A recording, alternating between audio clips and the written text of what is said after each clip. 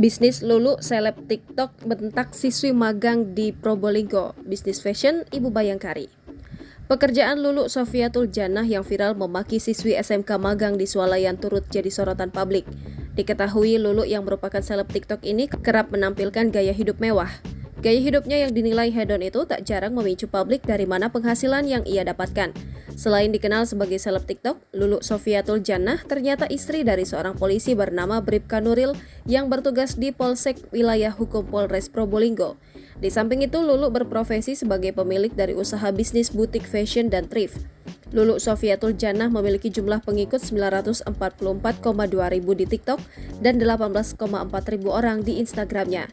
Dikenal sebagai selebgram, Lulu Sofiatul juga kerap mempromosikan sejumlah produk endorse-nya. Bahkan ia juga menjadi brand ambassador dari tempat kecantikan Iva Beauty Keraksaan. Mengulik Instagramnya, Lulu beberapa kali menjadi model untuk sejumlah pakaian yang dipromosikannya. Kini, istri Bribka Nuril itu viral buntut memaki siswi SMK magang di Swalayan. Nasibnya, sang suami Bribka Nuril ikut terseret dalam permasalahan tersebut dan dipanggil Propam Polres Probolinggo akibat ulah Lulu.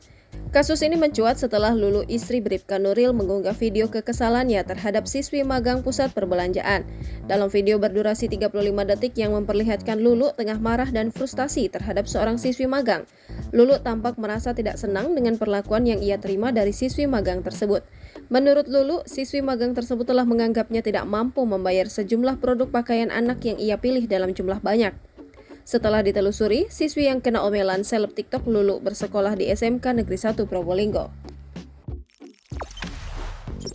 Jangan lupa subscribe, share, komen, dan like ya!